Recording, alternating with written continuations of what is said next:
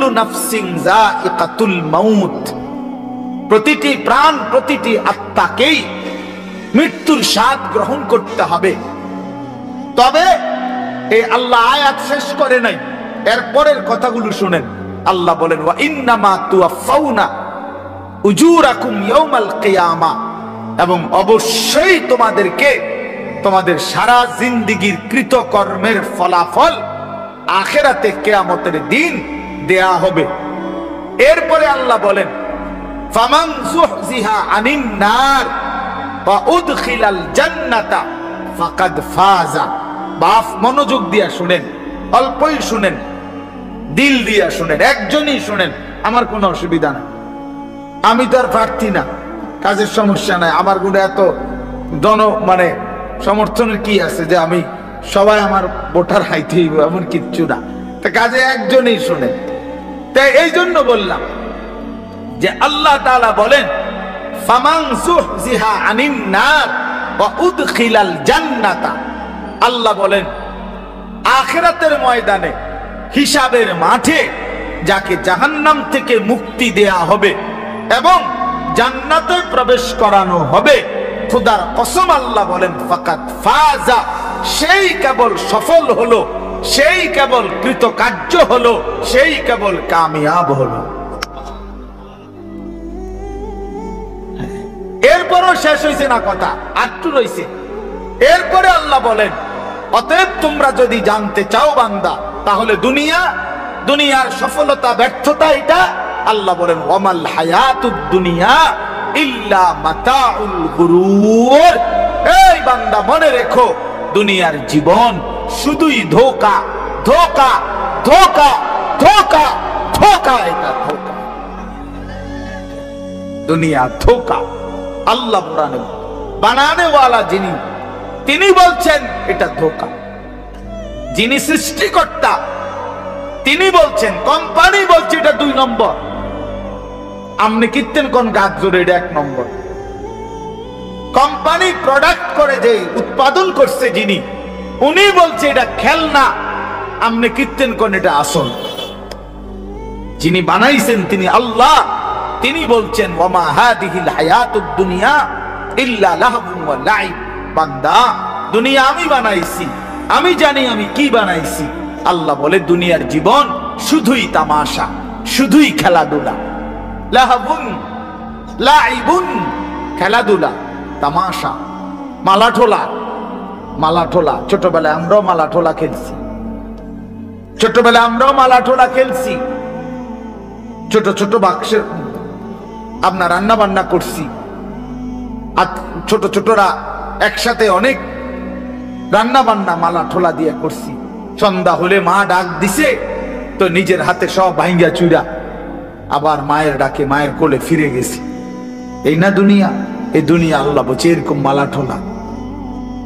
অতএব বাপ, এই কথাটা আমরা মনে রাখতে হবে, সফলতা কিংবা ব্যর্থতা ফায়সালা হবে হাসরের ময়দানে। ऐसे रहे या वैसे रहे, वहां देखना फिर कैसे रहे। এভাবে থাকেন আর ওইভাবে থাকেন, দুনিয়া একভাবে পার হয়েই যাবে। কিন্তু দেখার বিষয় হলো ওয়াহা দেখনা ফির कैसे रहे, সেখানে কেমন থাকবেন ওটা হলো দেখার বিষয়। এখানে হাসলেও মরে যাবেন, এখানে কাঁদলেও মরে যাবেন। আমার ভাই, এই যারা মোবাইল হাতে ধরে রাখছেন, আপনি কিচ্ছু বুঝতেন না, এই মোবাইল এটা লই এই জীবন শেষ হবে।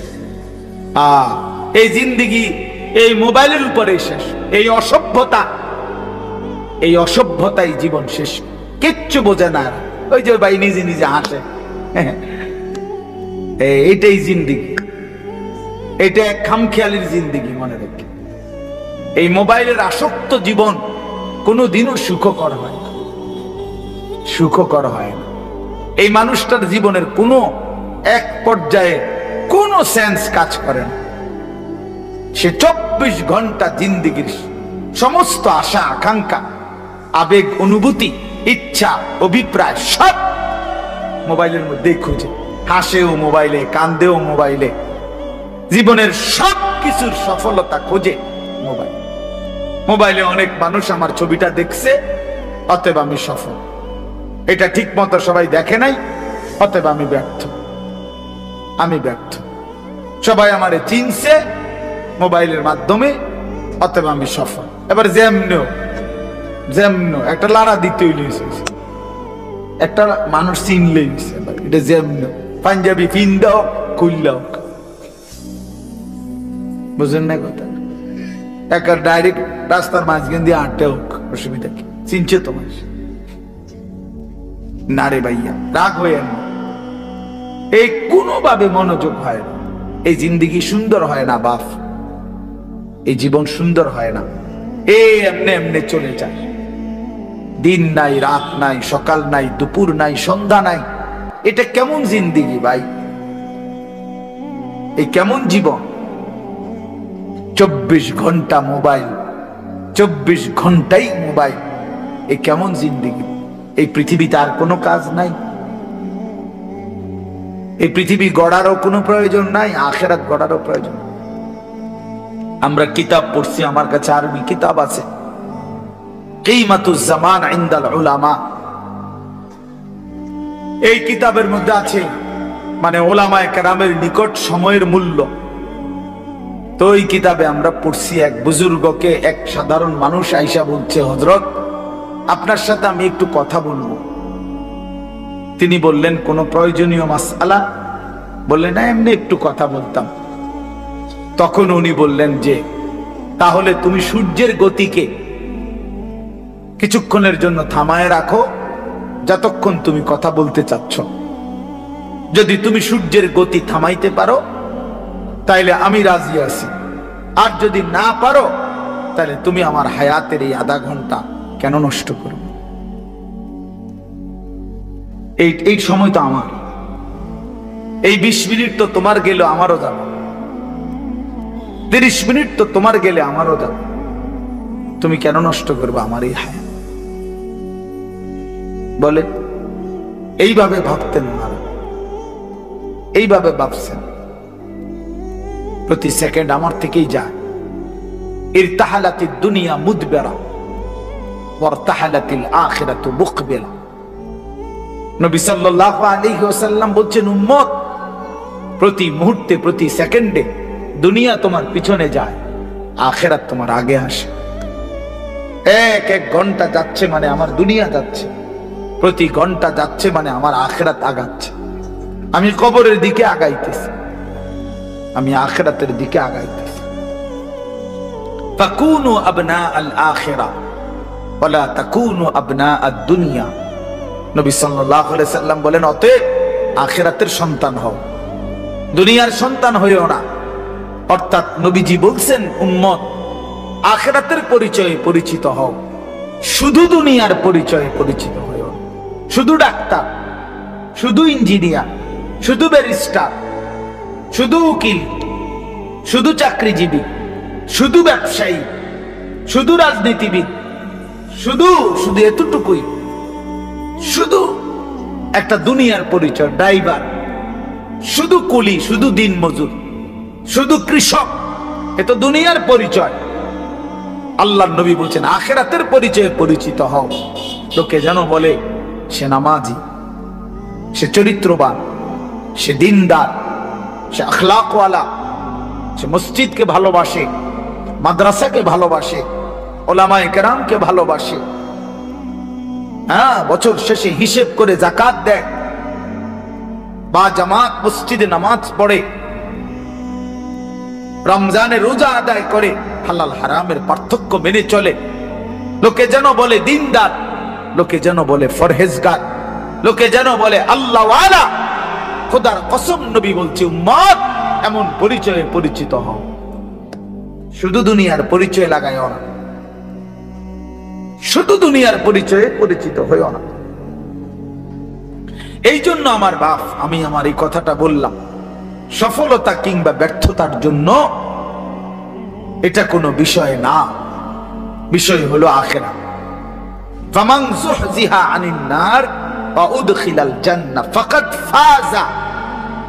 আল্লাহ কোরআনে বলছেন, যাকে জাহান্নাম থেকে মুক্তি দেয়া হলো, জান্নাতে প্রবেশ করানো হলো, সেই সফল হলো। কাদ আফলাহাল মুমিনুন, আল্লাহ বলেন ঈমানদারগণ সফল হয়েছে। কেন? আল্লাযীনা ইয়ারিসুনাল ফিরদাউসা, এই যে আল্লাহ সরাসরি কোরআনে বলছে কেন মুমিন সফল হয়েছে। আল্লাহ বলে কারণ তারা জান্নাতুল ফিরদাউসের উত্তরাধিকারী হবে। অর্থাৎ যে মুমিন জান্নাতের অধিকারী হবে সেই সফল হবে, সেই সফল হবে।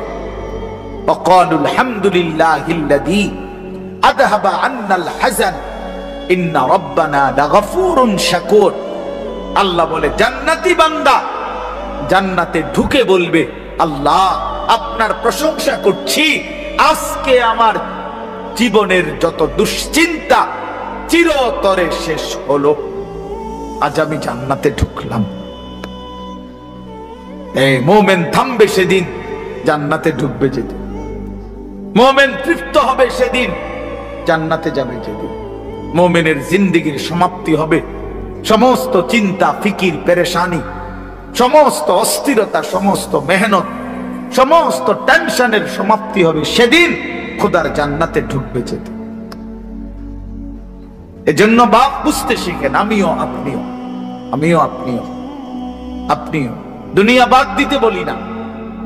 কোরআনুল কারীমের মধ্যে আল্লাহ তাআলা বলছেন ওয়ালা তানসা নাসীবাকা মিনাদ দুনিয়া, বান্দা তোমার দুনিয়ার প্রয়োজন ভুলে যেও না।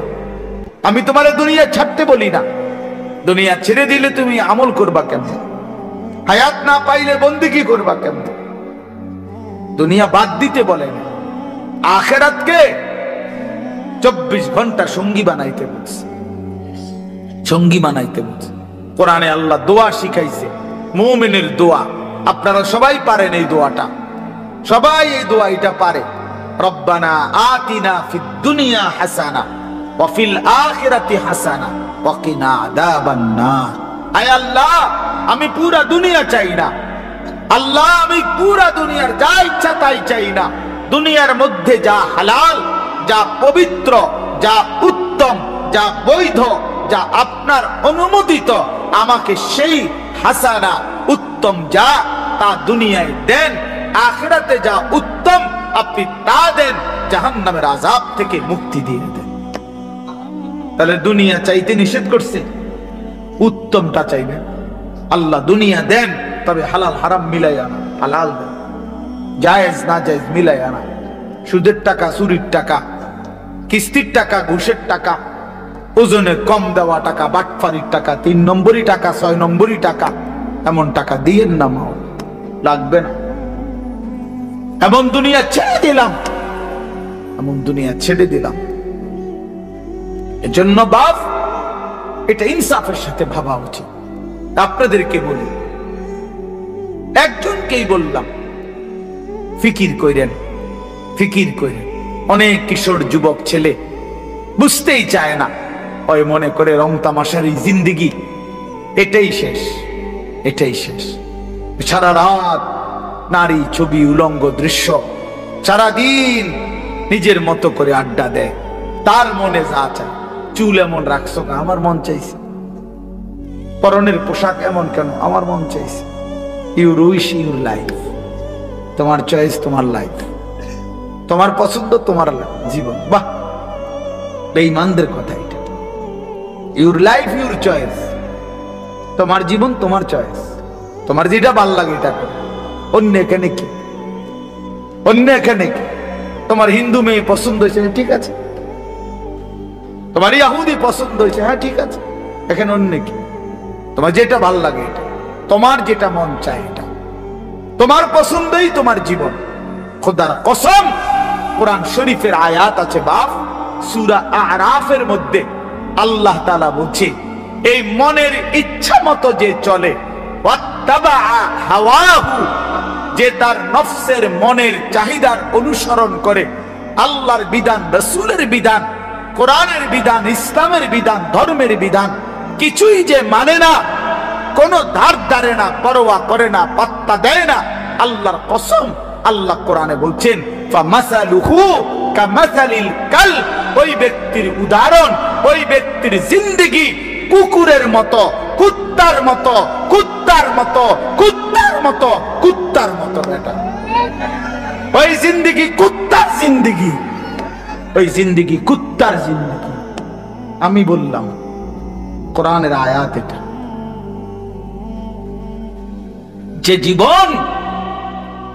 যে জীবন মালিকের গোলামি নাই, যে জীবন সৃষ্টিকর্তাকে মনে করায় না, যে জিন্দেগি বানানেওয়ালাকে মনে করায় না, 24 ঘন্টা নাফরমান চলে গেছে, একটা সেজদা দিতে পারলি না, তুই কোন মানুষের বাচ্চা? তুই বেটা, তুই কোন মার ঘরে জন্ম নিছ বেটা? তুই কোন মানুষের বাচ্চা বেটা? তুই কোন মুসলমানের বাচ্চা? তুই কে বললো তোরে মুসলমান বেটা? তুই জানোয়ার না তো জানোয়ার কে বেটা? একটা সেজদা দিবে না? মানুষের বাচ্চা এমন হবে? 24 ঘন্টায় একবারও মনিবের কথা মনে পড়বে না? ওমা কয় কি? আরে বলে কি? কিভাবে সম্ভব এটা? কিভাবে সম্ভব? মানুষের বাচ্চা এমনি হয় কেমনে? মুসলমানের ঘরে জন্ম নিয়ে কিভাবে সম্ভব? বলে হ্যাঁ, সাফ কথার জবাব দে। রাগ করবেন কার লগে? কোরআন শরীফ এটা তো কোরআনের আয়াত বলছি। আপনি তরজমা ভুল করলে পরে আইসেন, অসুবিধা, আমরা তো আসি জানি। বুঝেন নাই? ফামাসালুহু কামাসালিল কালব, সরাসরি কোরআন শরীফের সঙ্গে আল্লাহ বলছেন তার উদাহরণ কুত্তার মতো। কালবুন অর্থ কুকুর, অন্য কোনো অর্থ নাই, বিকল্প কোনো অর্থ নাই। ইন তাহমিল আলাইহি ইয়ালহাস আও তাতরুকহু ইয়ালহাস। আহা, আল্লাহ বলছে কুত্তার স্বভাব, সে দৌড়ানি দিল জিহ্বা লম্বা করে হাঁফায়, এমন হাঁফায়। আবার ছেড়ে দিল মানে খাড় করাত রাখলো, দাঁড়ানো থাকলেও জিহ্বা লম্বা করে হাঁফায়। দেখি, এটা কুকুরের স্বভাব। দাঁড়াইলেও জিহ্বা লম্বা করে জোরে জোরে নিঃশ্বাস ফেলে এমন করে। আবার দৌড়তে দৌড়তে এরকম করে। অর্থ কি? অর্থ হলো তাফসিরে লিখছে, সে পাইলো অতৃপ্ত, না পাইলো অতৃপ্ত। এই জন্য নাফরমান হারামখোর, পাইলো অতৃপ্ত, না পাইলো অতৃপ্ত। বেচা কিনা চলতেছে, মাল বেচে, নতুন মাল ট্রাকের থেকে নামায়, আপনি জিঙ্গাইবেন কি অবস্থা বেচা কিনা? কি নাই, আগের ব্যবসা নাই, আগের ব্যবসা। ঢাকায় মাল বেচতেছ, মাল ইডি শেষ হয়ে গেছে, নতুন মাল নামাইতে আছে ট্রাকের থেকে। কিরে, কোন ব্যবসা নাই? বুঝেন নাই আমার কথা? হ্যাঁ, না না নাই, ও ব্যবসার মজা নাই, ও আগের ব্যবসা নাই। আর কোনটা নাই? আগের ব্যবসা কোন বছরেরটা? কি গত 300 বছর আগের ব্যবসা নাই? তো তুমি এই সময় জন্ম নিলা কেন? তুমি ওই সময় আইতা, যে সময় ব্যবসা আসিল সেই সময় আইলে না কেন? ব্যবসা আসিল নূহ আলাইহিস সালামের জমানায়, ঠিক না? তো ওই সময় জন্ম নিতা, এই সময় আইসা বিদ্যা। এটা বুঝি কথা হইল? মানে এটা হইল কুকুরের স্বভাব। মানে কি? পেলেও অতৃপ্ত, না পেলেও কি? নাফরমানের দুনিয়া শেষ হয় না। আমার কথা সাফ কথা, এটা মনে রাখতে হবে। এই জন্য দোস্ত বাপ, আমরা ফিকির করা চাই। আমি সব সময় এটা বলি, লোনা জলে তৃষ্ণা মেটে না। মানে যে পানি লবণাক্ত, ওই পানিতে তৃষ্ণা মেটে না। ঠিক হারামের মধ্যে, গুনাহের মধ্যে তৃপ্তি আসে না, তৃপ্তি আসে। হ্যাঁ হ্যাঁ, সারা রাত উলঙ্গ ছবি দেখেও যুবক তৃপ্ত হয়। এক সাগর মদ পান করেও মদখোর, নেশাখোর, ফুট্টাখোর, বাবাখোর, ডালখোর, ইয়াবাখোর, হারামখোর কোনোদিন তৃপ্ত হয় না। কিন্তু এক গ্লাস পবিত্র পানি, এক গ্লাস তৃষ্ণার্ত ব্যক্তিকে তৃপ্ত করে দেয়। একজন স্ত্রী 60 বছর এক পুরুষের জীবন, 70 বছর এক পুরুষের জীবনে তৃপ্তি এনে দেয় একজন বউ দিয়ে। হালাল স্ত্রী, যেটা হালাল সেটা তৃপ্তি দেয়, যেটা হারাম সেটা কি দেয় না? তৃপ্তি দেয় না বাপ, সুখ দেয় না, গুনাহ ইজ্জত দেয় না। আল্লাহর নাফরমানি সম্মান দেয় না, সম্মান দেয় না। প্রত্যেকের কাছে আমিও বললাম, আমার জন্য, আপনার জন্য, জওয়ান বুড়ো সবার জন্য আমরা আখিরাতের ফিকির করা চাই। আমাদের জিন্দেগি আখিরাত। আমরা মুসলমান, আমরা মুমিন, আমাদেরকে আল্লাহ বানাইছেন আখিরাতের জন্য। এজন্য পুরা কোরআনুল কারীমে আল্লাহ তাআলা আমাদেরকে বারবার ডেকে ডেকে আমাদেরকে আখিরাতের সন্ধান দিয়েছেন, ইবাদতের সন্ধান দিয়েছেন। বলছেন বান্দা এটা করো, এটা ছাড়ো, এটা করো, এটা ছাড়ো, এটা করো, এটা ছাড়ো, বিনিময়ে আমি তোমারে মুত্তাকি বানাবো, আমি তোমারে জান্নাতি বানাবো, আমি তোমার আখিরাত সাজায় দেব, আমি তোমার পরকালে তোমারে সম্মানের জিন্দেগি দান করব। এই একটা আয়াত আমি পড়ছি। এবার এই আয়াতের অল্প একটু কথা শুনেন, তাইলে আমার কথা শেষ। মাহে রমজানকে সামনে রেখে মূলত এই আয়াতটা পড়ছি। আমরা যদি এটা বুঝি বাপ, আর অল্প একটু সময় কোরআনুল কারীমের এই একটি আয়াত আমি আপনাদের সামনে পড়লাম। সূরা বাকারার 183 নম্বর আয়াত, দ্বিতীয় পারায় দ্বিতীয় সূরা। আল্লাহ তাআলা বলতেছেন, ইয়া আইয়ুহাল্লাযীনা আমানু, হে ঈমানদারগণ, মানে আমাদেরকে ডাকছে, হে ঈমানদারগণ, হে মুমিনগণ। এই কথা বলাতে এখানে আমরা বাদ পড়লাম কে? কথা বলেন না কেন? এখানে আমরা বাদ পড়ছি কেউ না? আলহামদুলিল্লাহ, আমরা কেউ বাদ পড়ি নাই। তাহলে আমাদেরকে বলছে হে ঈমানদারগণ। এবার আল্লাহ বলেন, কুতিবা আলাইকুমুস সিয়াম, অন্য কেউ নয়, আমি আল্লাহর পক্ষ থেকে, আমার পক্ষ থেকে তোমাদের উপরে রোজা ফরজ করা হলো, তোমাদের উপরে রোজা ফরজ করা হলো। আল্লাহ তাআলা বিষয়টার গুরুত্ব দিয়েছেন যে বান্দা খামখেয়ালি মনে করো না, আমি আল্লাহ ফরজ করছি, আমি আল্লাহ ফরজ করছি। কথা বুঝ? ওই দেখেন, ওই মাসুম যাও তোমার পিছনে, ওই পিচ্ছি পাঞ্জাবিওয়ালায় নিচে দিয়া মোবাইলে ছবি উঠে, মাটির তলে উঠাও, তুমি তো সুডু সাইজ প্লাস্টিক কোথাকার,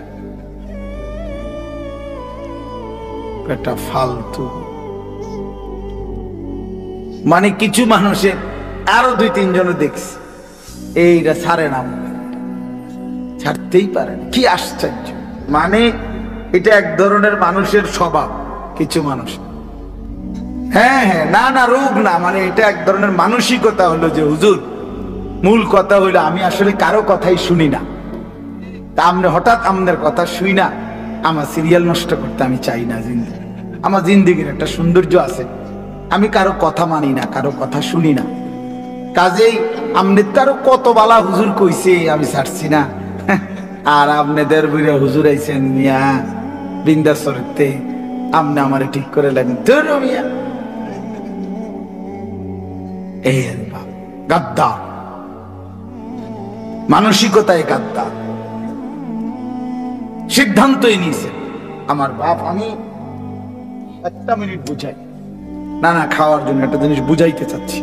হাদিসের মধ্যে আছে, আল্লাহর নবী সাল্লাল্লাহু আলাইহি সাল্লাম বলছেন, কিছু মানুষের দিল কালকুজে মিরবাদান, এই শব্দটা নবীজি বলছেন কিছু মানুষের অন্তর হয় এরকম, এই যে এইটা যেন উল্টায় রাখলাম এখন, এরকম, মানে গ্লাস, উল্টানো গ্লাস, উল্টানো জগ, উল্টানো বালতি, উল্টানো মগ।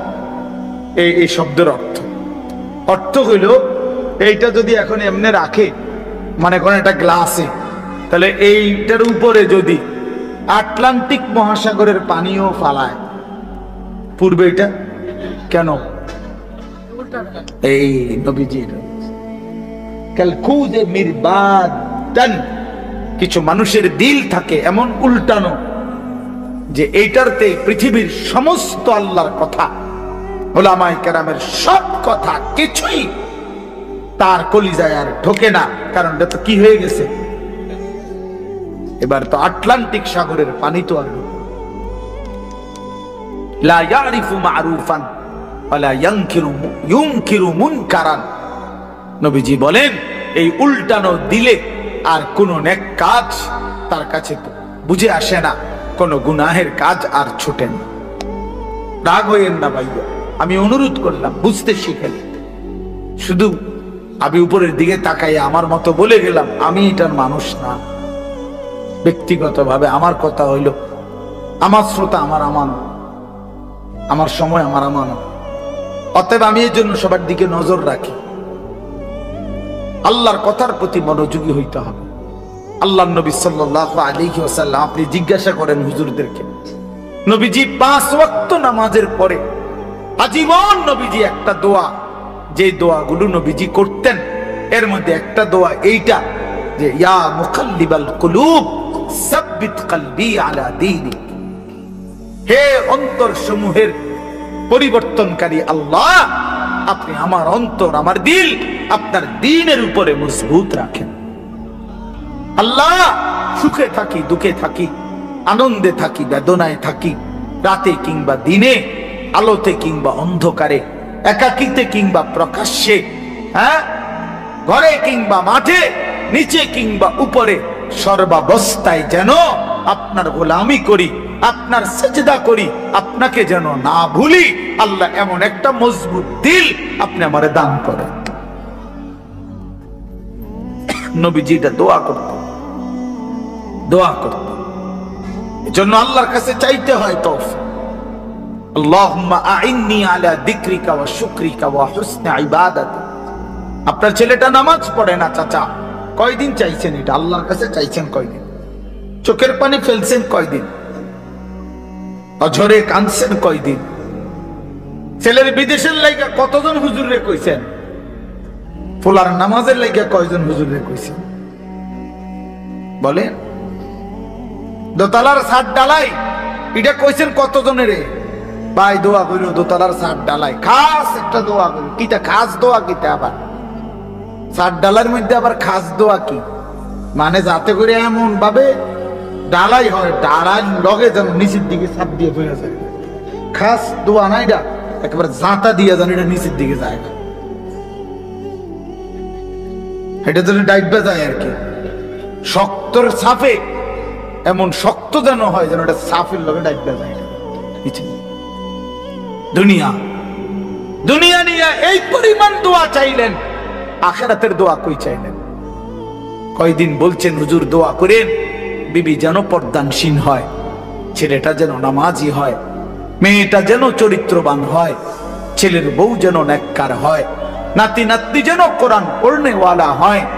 কয়দিন বলছে? আখিরাত চাইলেন কয়দিন? দুনিয়া চাইলেন কয়দিন? কয়দিন চাইলেন? এই জন্য ইনসাফের সাথে ভাববেন। তো আল্লাহ তাআলা বলেন, ইয়া আইয়ুহাল্লাযীনা আমানু কুতিবা আলাইকুমুস সিয়াম। বান্দা, আমি ফরজ করেছি, এটা আমার ফরজ। রমজান রোজা তোমাদের উপরে ফরজ করা হলো। কামা কুতিবা আলাল্লাযীনা মিন ক্বাবলিকুম। আল্লাহ বলেন, ঘাবড়াইও না বান্দা, পারবা। হঠাৎ করে লাভ দিয়ে উঠো না যে আমি 8টা থেকে 9টা বাজতেই নাস্তা দেরি হলে আমার মাথা গরম হয়ে যায় হুজুর, আমি পারতাম না। আল্লাহ বলে না, পারবা। তোমাদের পূর্বেও সমস্ত ইমানদার বান্দাকে আমি আল্লাহ এই রোজা ফরজ করেছিলাম, তারা যেহেতু পারছে তুমিও পারবা। এবার আল্লাহকে বললাম, আল্লাহ যদি বলেন, আল্লাহ বলতেছেন, যদি বলেন আল্লাহ হঠাৎ করে আমার উপোস, এই যে 11 মাস কি সুন্দর খাওয়াইলেন পড়াইলেন, হঠাৎ করে আমার খানা পানি, আমার হালাল স্ত্রীর সাথে আমার সম্পর্ক বন্ধ করে দিলেন কেন একটা লম্বা সময়? আল্লাহ বলেন, বান্দা অভাবের কারণে না, আমার ভান্ডারে কমে গেছে এই জন্য না, বরং লাআল্লাকুম তাত্তাকুন। আমি আল্লাহ এই রোজার মাধ্যমে, রমজানের মাধ্যমে 1 মাসেই আমি আল্লাহ ওয়াদা দিচ্ছি তোমাকে মুত্তাকি বানাবো, আর 1 মাসের মুত্তাকি হলে 1 মাসেই জান্নাতি বানায় দেব। 1 মাসে মুত্তাকি, 1 মাসে জান্নাত। লাআল্লাকুম তাত্তাকুন, এই 4টা কথা এখানে, মোট 4টা কথা। আমারে আর অল্প একটু সময় দেন। এই 4টা কথা এখানে। 1, হে ঈমানদারগণ। 2, তোমাদের উপরে রোজা ফরজ করা হলো। 3, তোমাদের পূর্ববর্তীদের উপরেও ফরজ করা হয়েছিল। 4, তোমাদেরকে মুত্তাকি বানানো হবে। কয়টা কথা হইল? এই 4টা কথার 4টা সামান্য একটু ব্যাখ্যা বলি। 1 নাম্বার হলো ইয়া আইয়ুহাল্লাযীনা আমানু, হে ঈমানদারগণ। প্রিয় ভাই আমার নওজোয়ান, এই কথাটা ইনসাফের সাথে 1টা মিনিট শুধু শুনেন। এই শব্দটা কোরআনুল কারীমের মধ্যে 89 বার আছে। 89, 8, 9। তাইলে আমার প্রশ্ন হইল, আল্লাহ তাআলা 89 বার কোরআনুল কারীমে আমাদেরকে ডাক দিছে। তোমারে ডাকছে, আমারে ডাকছে। আলাদা আলাদা চিন্তা করলে এখানে আমরা যারা বসছি আমাদের প্রত্যেককে ডাকছে। ডাকছে কিনা? হে ঈমানদার, হে ঈমানদারগণ, হে ঈমানদারগণ। 89 বার ডাকছে। 89 বার।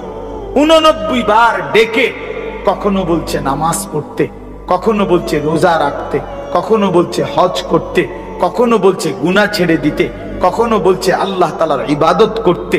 এইভাবে 89 বার কোরআনুল কারীমের মধ্যে বলছে। 23 বছর লাগাইয়া বলছে।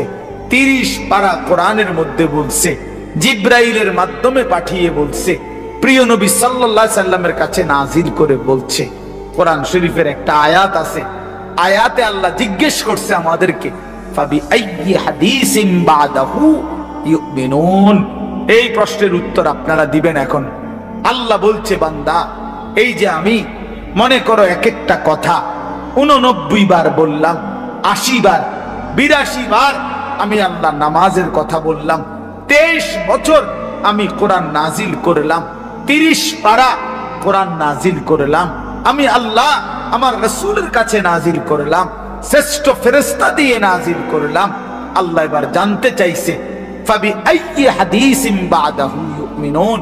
আমার বান্দা বলো না, এরপরে আমি আর কোন কিতাব নাজিল করিলে, এর চাইতে দামি আর কি নাজিল করিলে, এর চাইতে দামি আর কোন রাসূলের কাছে পাঠাইলে, এর চাইতে দামি আর কোন ফেরেশতা দিয়া পাঠাইলে। 23 বছর বলার পরে আর কত বছর বললে? 30 পারা কোরআন নাজিল করার পরে আর কত পারা নাজিল করলে? 89 বার বলার পরে আর কতবার বললে? 82 বার বলার পরে আর কতবার বললে? তুমি বান্দা বলো, আমার কথা মেনে নিতা?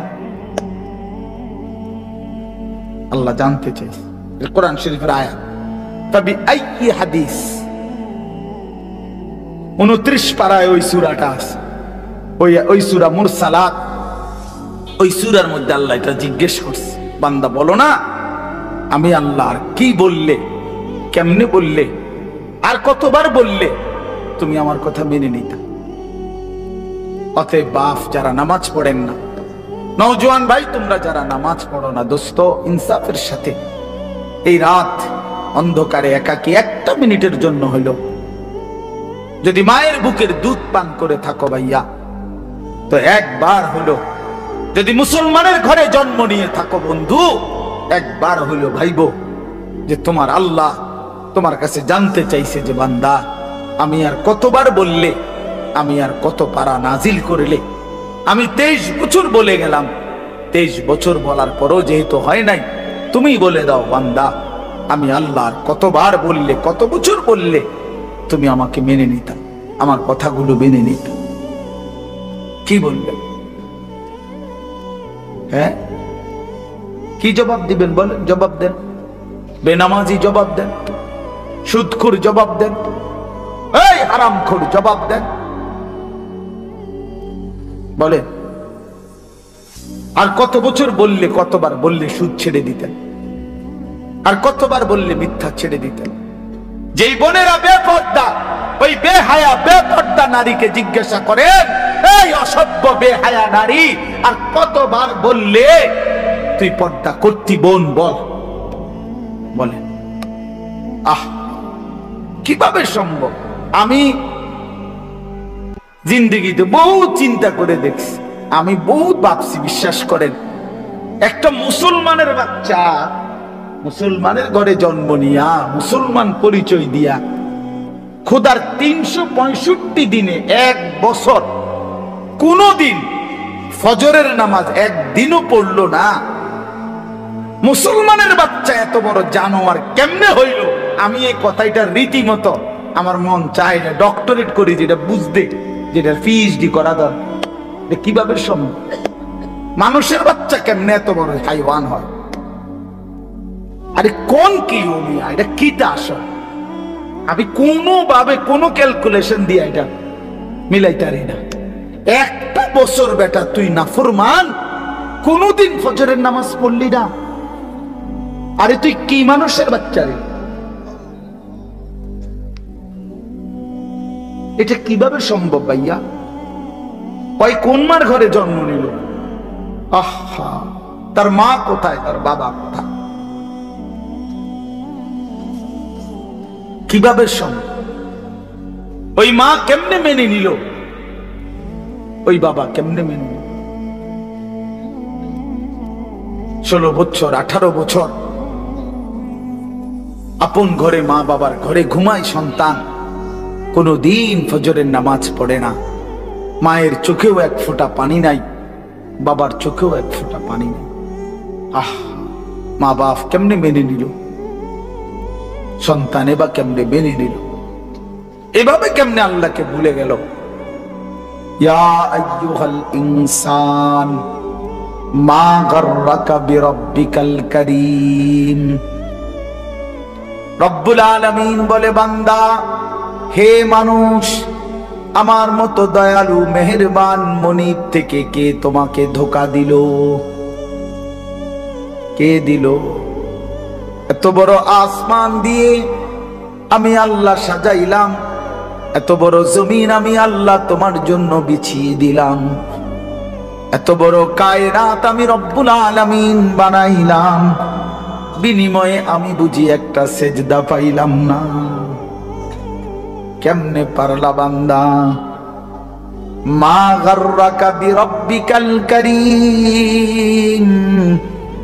আল্লাহ বলে, বান্দা, কে তোমারে ধোঁকা দিল? বান্দা, এমন কোন বন্ধু পেলে, এমন কাকে পেয়ে গেলা বান্দা, যাকে পেয়ে তুমি আমার মতো মালিককে ছেড়ে দিলা?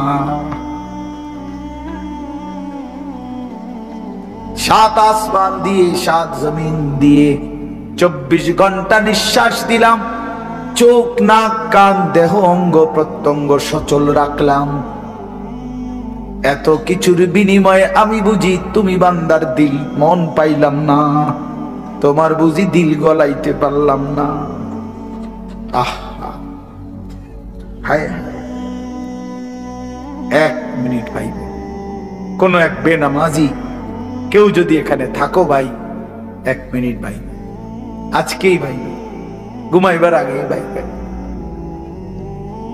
নবীজি জিজ্ঞেস করবে, উম্মত, আমি 23 বছর উম্মত, হাসরের ময়দানে নবী বলবে, আমলনামা দেখাইয়া বলবে, প্রত্যেককে সুপারিশের জন্য নবীজির কাছে চাইতে হলে আমলনামা জমা দিতে হবে। ওমা, সুপারিশের কোনো কাগজপত্র নাই, কথা কোনা, কোনো নিয়ম কানুন নাই নাকি? হ্যাঁ, কোনো ফাইল জমা দিতে হবে না তো নবীজি তো দেখবে, নবীজির সামনে তো আপনাকে বলতে হবে, ইয়া রাসূলুল্লাহ, এই যে আনিসুর রহমান আশরাফি, এইটা আমার ফাইল, আপনি দেখেন, আমার জন্য একটু সুপারিশ করেন আল্লাহর কাছে। আল্লাহর নবী দেখবে 30 বছর সুদের ব্যবসা, 60 বছর বয়স, 60 বছর পর্যন্ত বিড়ি সিগারেট খাইয়া গেছে। 30 বছর, 60 বছর বয়স, কোনদিন গালি ছাড়া কথা বলে না। ছেলেটা বেনামাজি, মেয়েটা বেপর্দা, স্ত্রী বেপর্দা, মৃত্যু পর্যন্ত আমার উম্মতের ঘরে প্রতিদিন রঙিন টেলিভিশনে নাচ গান নর্তকীর ছবি চলছে। তার ছেলে মেয়ে নাতি নাতনি বসে নাচ গান নাটক সিনেমা দেখে গেছে, কোনদিন গালি ছাড়া কথা বলেন, হালাল রোজগার বলতে কিছু নাই। ফজরের নামাজ 1000 পৃষ্ঠা উল্টাইও, ফজরের নামাজ বলতে কিছু নাই। আল্লাহর কসম, আমরা উর্দু কিতাবে পড়ছি, নবীজি চোখের পানি ফেলে দিবে, নবী কাঁদবে, আল্লাহর নবী কাঁদবে, বলবে উম্মত আমি সেই নবী যে 23 বছর তোদের জন্য কেঁদেছিলাম, আমি সেই নবী যে পেটে ক্ষুধার কষ্টে 2টা পাথর বাঁধছিলাম, আমি সেই নবী তায়েফের রক্তে যে সমস্ত শরীর রক্তাক্ত করেছিলাম, উহুদের দান দান শহীদ করা রক্ত নিয়ে ময়দানে পড়েছিলাম বেহুশ হয়ে, আমার এত রক্ত, আমার এত চোখের পানি, আমার এত ক্ষুধার কষ্টের বিনিময়ে উম্মত এই আমলনামা তুমি আমারে এত বড় বেইজ্জতি কেমনে করলা? আমি কেমনে আমার আল্লাহর সামনে এটা দেখাবো যে আয় মাওলা এটা শ্রেষ্ঠ নবীর শ্রেষ্ঠ উম্মতের আমলনামা? বলেন, কোন বাপ যদি 8 বছর ছেলেটাকে ইউনিভার্সিটিতে পড়ায়, তো গরিব বাপ তার ছেলেটাকে মনে করেন ভিটা মাটি বসত সব বেচ্চা নিজে না খাইয়া ছেলেটার 1 লাখ লাখ টাকা পড়ালেখার খরচ দিছে। 8 বছর পরে 6 বছর পরে বাপ রেজাল্ট সার্টিফিকেট দেখতেছে যে ফেল। ওই বাপ কি পরিমাণ কাঁদবে? ওই বাপ কি পরিমাণ কাঁদবে? ওই বাপ বলবে না যে বাপ আমি তোরে মানুষ করার জন্য, তোর পড়ালেখার খরচ দেওয়ার জন্য ভিটাটা বেচা ফেলছি, মাটিটা বিক্রি করে ফেলছি, আমি জীবনে কোনো সুখের নাগাল পাই নাই। এই বছরও ভাই, এই গত হজ্জেও এক জিদ্দা থাকে এক প্রবাসী ভাই, আমি তো হজ উমরার সফরে গেলে প্রবাসীদের রুমে রুমে যাই, আমি আজ 32 বছর সৌদি আরব জিদ্দায় পড়ে আছি, কেউ 18 বছর, কেউ 16 বছর। জীবনের এই সুখের সময়টা যারা কাটাইছে বিদেশের জমিনে, যৌবনের পুরাটা টাইম শেষ করে দিছে বাপ, বিনিময়ে সেই বাপ যখন দেখে তার ছেলেটা ফেল, তখন সে বলবে বাপ তুই আমার এটা কি দেখাইলি? তুই আমার এতগুলো টাকা, তুই আমার এত বড় বেইজ্জতি কেমনে করলি বাপ? এটা বলবে না? তো নবী সাল্লাল্লাহু আলাইহি ওয়াসাল্লামও বলবে, খোদার কসম নবীজিও বলবে, আল্লাহর কসম নবীও বলবে যে উম্মত তুমি আমার এত বড় বেইজ্জতি কেমনে করলে, আমার এতগুলো চোখের পানি এভাবে কেমনে ফিরায় দেব? এই জন্য একজনই, আমি আবারও বলছি, আমি সংখ্যায় বিশ্বাসী না, কয়জন শুনছে খোদার কসম আমার এটা কোনো ফিকির না, আমি এক ফিকিরে বিশ্বাসী যে একজনই বুঝেন, একজন প্রিয় নবী সাল্লাল্লাহু আলাইহি সাল্লাম এবং সাহাবায়ে কেরামের কলিজার মধ্যে এই ফিকির ছিল মৃত্যু পর্যন্ত যে আল্লাহ পাকের এক এক বান্দা কিভাবে জাহান্নাম থেকে বাঁচবে। এটাই ফিকির, এটাই আমাদের জিন্দেগি। হাদিসের মধ্যে আছে আল্লাহর নবী সাল্লাল্লাহু আলাইহি ওয়াসাল্লাম তিনি বলছেন, ওয়া আনা আখিযুন বিহুজাজিকুম, এই বছর ইজতেমার মাঠে দ্বিতীয় দিন মাগরিবের নামাজের পরে আমাদের দাওয়াত ও তাবলীগের বিশ্ববিখ্যাত মুরব্বী হযরত মাওলানা আহমদ লাট সাহেব দামাত বারাকাতুহুমুল আলিয়া এই বয়ানে এটা বলছিলেন। আমি নিজে মাঠে বসে শুনছি যে আল্লাহর নবী সাল্লাল্লাহু আলাইহি সাল্লামের হাদিস, এটা আমরাও পড়ছি। নবী সাল্লাল্লাহু আলাইহি ওয়াসাল্লাম বলছেন, ওয়া আনা আখিযুন বিহুজাজিকুম, আল্লাহর নবী বলেন উম্মত আমি তোমাদেরকে জাহান্নাম থেকে বাঁচাইতে চাই কিভাবে? এটার উদাহরণ দিতে গিয়ে নবীজি এই কথাটা বলছেন। আমি 1 মিনিট সামনে একটা জিনিস দেখাবো শুধু, মানে আমি উনারে মহব্বত করি, তা আমি উনার হাত ধরে বললাম ভাই আপনার, আমি হাতে ধরে বললাম আপনি যায়েন না, ওইটা আগুন, আপনি ধ্বংস হয়ে যাবেন। উনি ঝটকা দিয়ে আমার হাত ছাড়াই দিল, এটা সম্ভব? আমি ওনার গাড়ে হাত দিলাম, কাঁধে হাত দিলাম, ভাই আল্লাহ দোহাই আপনি যাইয়েন না, ধ্বংস হয়ে যাবেন, ওইটা আগুন। উনি আমার কাঁধের থেকে হাত সরাইয়া ফেলে দিল, এটাও সম্ভব। কিন্তু আমি যখন ভালোবাসার কারণে আমার সিদ্ধান্ত আমি তাকে বাঁচাবই, আমার ভাইকে। তখন আমি তার কোমরে জড়াইয়া ধরলাম, জড়াইয়া কোমরে ধইরা বললাম, না ভাই, আমি তোমাকে ওই আগুনে পড়তে দিব না, আমি যাইতে দেব না তোমারে। আল্লাহর কসম, নবীজি বলছে, উম্মত, আমি আমার এক এক উম্মতকে কোমরে জড়াইয়া ধইরা জাহান্নামের আগুন থেকে বাঁচাইতে চাই। কোমরে জড়াইয়া ধরলে ছুটা বড় কঠিন, কঠিন না? হাতে না ছেড়ায় দিলেন, কাঁধের হাতে না ফেলে দিলেন, কিন্তু কোমরে জড়াইয়া ধরলে কেমনে ছাড়বেন? তো নবী এটা বলছে, ওয়া আনা আখিযুন বিহুজাজিকুম, আমি তোমাদেরকে কোমরে জড়াইয়া ধরে চাই, তবু আমার উম্মত বেঁচে যাক, আমার এক এক উম্মত বেঁচে যাক, জাহান্নাম থেকে বাঁচো। আমার দোস্ত, আমার বাপ, আমার ভাই, ফিরতেই হবে, জাহান্নাম থেকে বাঁচতেই হবে। দোস্ত, বিষয়টা মামুলি মনে করেন, এটা একটা ওয়াজ করছি এই জন্য, আর 10 জন বক্তা ওয়াজ করছেন, আমিও করছি না রে ভাইয়া, এই জন্য না। সারাটা দিন রাত এই দৌড়ের উপরে থাকি, দৌড়ের উপরে থাকি। এই জন্য বললাম, আমরা এক ফিকির, আমাদের আপনাকে এটা ভাবতে হবে, জাহান্নাম থেকে বাঁচতেই হবে বন্ধু। কোরআনে আল্লাহ বারবার একটা কথা বলছে নবীজিকে, আমাদের নবীকে পর্যন্ত আল্লাহ বলছে, বন্ধু, ওমা আদরাকা মা হিয়া, এই বন্ধু, জাহান্নামের আগুন কেমন আপনি জানেন? নবীজিকে বলছে আল্লাহ। নারুন হামিয়া, বন্ধু আপনাকে বলছি, লেলিহান আগুনের ধাউ ধাউ শিখা, জাহান্নামের আগুন। ওমা আদরাকা মাল হুতামা, আল্লাহ বলছে, বন্ধু, হুতামা নামক জাহান্নামের আগুন কেমন জানেন? তো নবীজিকে আল্লাহ বলছে, নারুল্লাহিল মুকাদা, আল্লাহ বলছে, নবী, আমি আমার কর্মচারী দিয়ে আগুন লাগাই নাই, আমি আমার কাজের লোক দিয়ে আগুনটা লাগাই নাই, আমি আল্লাহর হাতে লাগানো জাহান্নামের আগুন, এই আগুন আমি লাগাই দিছি। নারুল্লাহ, এটা আল্লাহ আগুন, আমার হাতে জ্বালানো। আল্লাতী তাত্তাদিউ আলাল আফইদা, আল্লাহ বলে, বন্ধু, জাহান্নামের আগুনের প্রথম ফোঁটা, প্রথম স্পর্শ যখন জাহান্নামের আগুনের লাগবে, ছুঁইবে, সাথে সাথে নাফরমানের পুরা দেহ, ভিতরের সমস্ত অঙ্গ প্রত্যঙ্গ, কলজা সুদ্ধা একই মুহূর্তে জ্বালায় ফেলবে। দুনিয়ার আগুন কখনোই এভাবে জ্বলে না।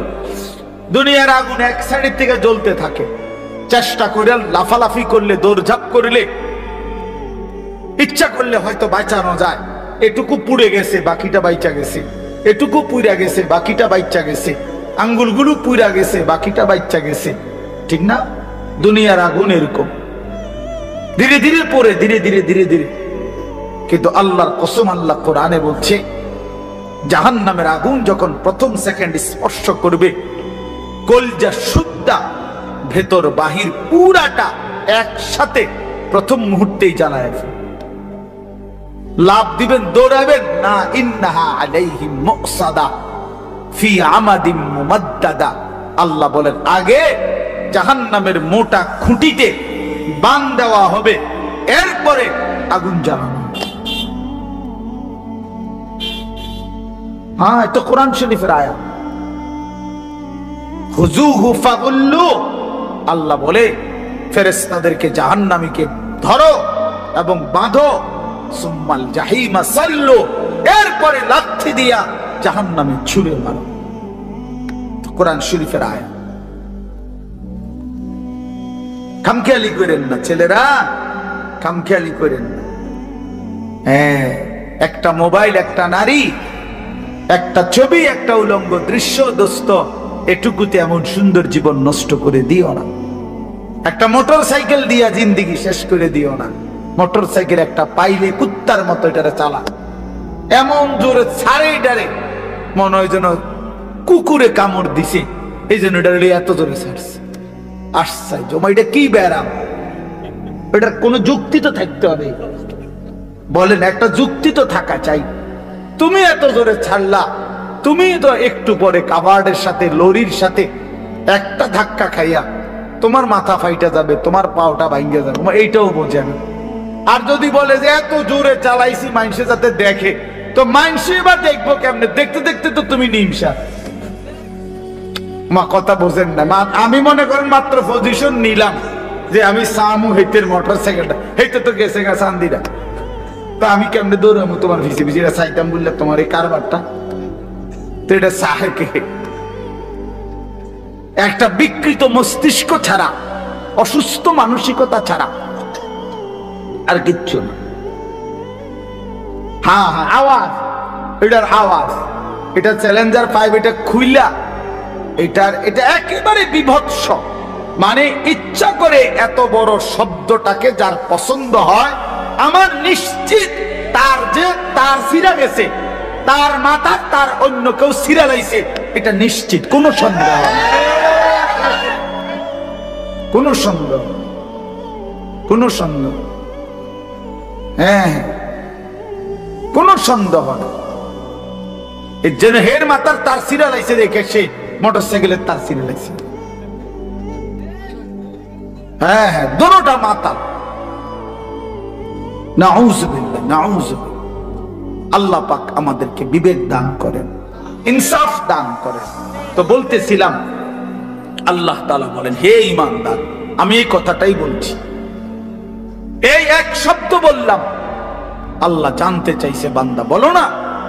আমি আর কতবার বলতাম, আমি আর কতবার ডাকতাম, 89 বার ডাকলাম। সর্বশেষ কথা হইল, আল্লাহ বলে, বান্দা তোমার উপরে রোজা ফরজ করা হয়েছে, পূর্ববর্তীদের উপরও ফরজ করা হয়েছে। এই শেষ কথা হলো উদ্দেশ্য কি? আল্লাহ বলেন উদ্দেশ্য একটাই, লাআল্লাকুম তাত্তাকুন। আমি আল্লাহ তোমাকে জান্নাত দিতে চাই। আমি জান্নাত বানাইছি মুমিনের জন্য।